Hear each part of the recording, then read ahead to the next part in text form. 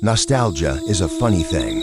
One minute you rate talking to your friends about how much you miss the carefree days of your childhood, and the next you're fearing for your life, wishing you had never revisited those memories in the first place. This is exactly what happened. Last night, after a night of heavy drinking, I came home to my best friend to FaceTime her and debrief her on all the usual antics that occurred. Amidst the giggles and silly stories, I remembered an old website I used to frequent when I was around 9 years old. I was hit by a tidal wave of memories of sleepovers where we would read scary to-sentence stories and scream when we heard a twig snap or heard someone's mother knock at the door to ask if we wanted more cookies.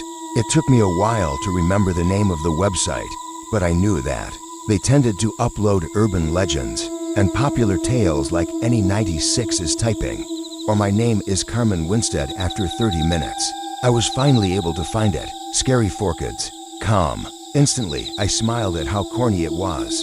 The formatting was subpar, and the pictures of monsters on all the categories were comical at best.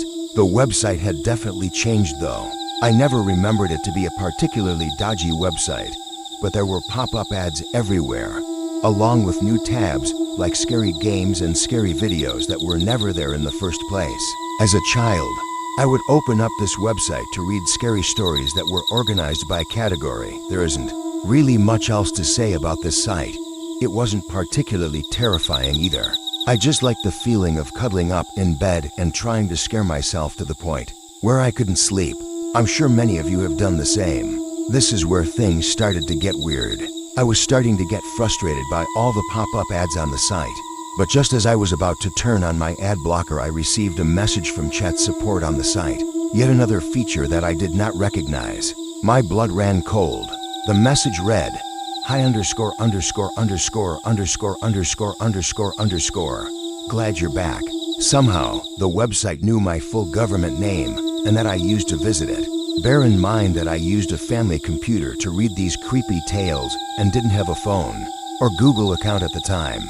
And also note the fact that I was on incognito, and there was definitely no feature that allowed users to create accounts to read stories.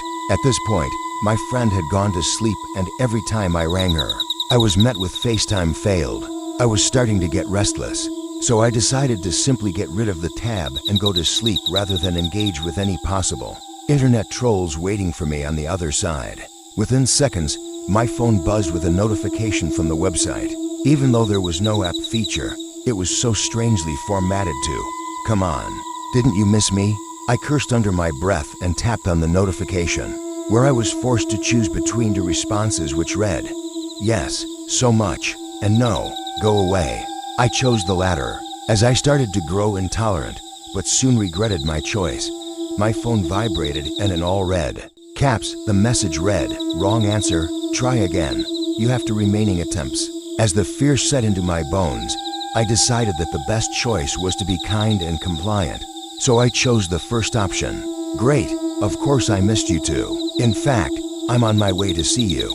Now I'd completely lost it. I dialed 999 and waited for my phone to ring. I was not going to be the girl that was stabbed to death for visiting an old website. All I could hear was static on the other end before call failed. Tears welled up in my eyes as I kept getting multiple messages like, "God, it's so cold out here. You still have that sycamore tree in your driveway. I can see through your room the same way that I could all those years ago. You're so grown up now. I wonder how soft your skin is. I'll make sure it won't hurt too much." I caved and tried to reply, but again only had 2 options to choose from. "Can't wait to see you," or "Can't wait to see you." I helplessly clicked on the first option and was met with "Wrong answer. TRY again. You have 1 remaining attempt." Through racked sobs, I clicked the only other option, knowing that my doors and windows were locked at least. "Wrong answer." At this point, I've been staring at my phone for 10 minutes in disbelief, waiting for the worst to happen. I know most people would pass it off as some idiot playing a prank, but I can't. Not when I can hear the scratching and humming at my door. He keeps singing my name over and over. Please just don't click the link. It's not worth it.